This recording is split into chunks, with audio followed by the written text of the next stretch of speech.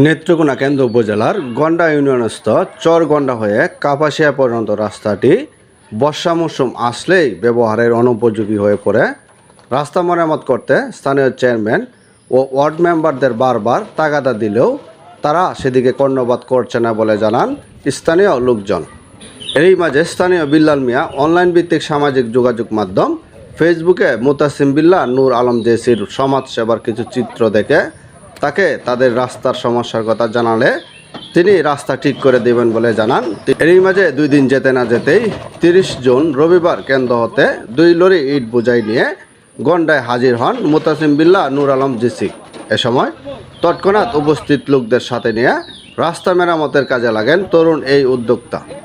মুহূর্তে রাস্তা মেরামত হওয়ায় খুশি স্থানীয় লোকজন ও যাতায়াতকারী।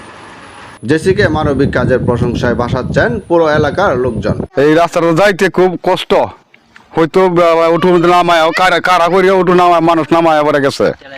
হ্যাঁ, তখন এই বেশি বাতিজাত দেখছে এই রাস্তাটা দেখিয়াই মাল লই আইসে, নিজেই আইসে ন 2 লরি টাক নিয়ে 2 লরি মাল লই আইসে। আমরা এই রাস্তাটা আমাদের বিছাই দিতেছে। তখন আমরা এটা হুগার হইল তো বিরাট। আল্লাহ তারা বাসারা হোক বা আরব যে নিয়ত করছে এই নিয়তে যাতে আকাশি লয়। এই রাস্তাটাতে আমরা চলাফেরা তো খুব খারাপ আছি। ওখান দিয়ে ইট মিট পড়তে জনগণ খুব ভালো হইব। জেসি নামে বলে দিছে, তারে ধন্যবাদ জানাই। আমরা এই রাস্তা জানিগুনি করছি, গাড়ি ঘুরিলে খুব কষ্ট হয়েছে। জেসি ভাই দিছে আমরা যে একটু সাহায্য সহায়তা করছে, আমরা তাদেরকে ধন্যবাদ দিই। আমাদের এই রাস্তাগুলোতে চলাফেরা করা যাচ্ছে না, এই অবস্থায় আপনারা আমাদেরকে অনেকটা উপকার করে দিচ্ছেন বা ভালো কাজটা করে দিচ্ছেন। জেসিকে অনেক অনেক ধন্যবাদ। আল্লাহর কাছে তার জন্য দোয়া করি, সে যেন জনগণের সেবা করতে পারে। কি বলবো ভাই, আমরা বলার কিছু নাই। আমরা এত কিছু লোক থাকা সত্ত্বেও আমাদের কাজগুলো মেরামত করতে পারি না। তাই জেসিকে অনেক ধন্যবাদ, তার জন্য দোয়া রইল, সামনের দিকে আরো এগিয়ে যাক এই প্রত্যাশা, এই কামনাই করি। রাস্তাটা খুব ছিল আপনার এই 6 বার মেম্বার তাহাকালীন এখানে মনে করেন যে 100 টাকা মারি ফেলছেন না। আমরা বাড়ির সাথে হাফিজুর রহমান কুগর মেম্বার, হ্যাঁ বুঝছেন, উনি বললে বলে এলাকায় কোনো কাজই করে না সে। 6 বারের মেম্বার গন্ডার, এখনো বর্তমান মেম্বারও 1 কোদাল মাটি ফেলায় না। চেয়ারম্যানও আমরা গন্ডার 2 বার ছিল, কেউ 1 কোদাল মাটি পর্যন্ত ফেলায় নাই। যাই হোক, হ্যাঁ এখন আপনারা যে কাজটা করছেন, হ্যাঁ জেসি ভাই কেন্দ্র থানা, এই গ্রামটা কোথায় জানি ভাট্টা গ্রামের জেসি ভাই যে কাজটা করছে খুব অত্যন্ত সুন্দর কাম করতেছে। হ্যাঁ, এর জন্য আমরা সবাই দোয়া করি। আমাদের এই রাস্তাটা অনেক পুরাতন একটা রাস্তা। এই রাস্তা দিয়ে প্রায় 4টা-5টা গ্রামের লোক যাতায়াত করে, কিন্তু এই রাস্তাটা অনেক অবহেলিত। কেউ এই পর্যন্ত এই রাস্তাটাকে নিয়ে ভাবে নাই বা এটাকে কোনো সময় মেরামত করার চিন্তাও করে নাই। তো আমরা যখন ফেসবুকের মাধ্যমে দেখতে পারলাম মানবতার ফেরিওয়ালা নূরে আলম জেসি ভাই অনেক জায়গায় অনেক রাস্তা মেরামত, এই অসহায় ফ্যামিলিকে টিন দেওয়া, বাচ্চাদেরকে এই বই কিনে দেওয়া, এগুলো দেখার পর আমরা জেসি ভাইয়ের সাথে যোগাযোগ করলাম যে আমাদের ভাই এরকম একটা রাস্তা আছে, এটা যোগাযোগ করতে, মানুষ চলাফেরা করতে অনেক কষ্ট হচ্ছে।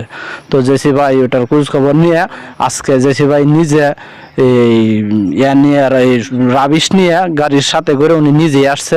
উনি যে কাজটা করে দিয়েছে এতে আমাদের 4-5টা গ্রামের লোকজনের জন্য অনেক ভালো হয়েছে। যারা অটো দিন মজুরি করে টাকা ইনকাম করে তাদের জন্য অনেক একটা উপকার হয়েছে। এদিকে মুতাসিম বিল্লাহ নূর আলম জেসি বলেন, মানুষের উপকার করতে পারলে আমার নিজেরই ভালো লাগে, এভাবেই আমি মানুষের সেবা করে যেতে চাই।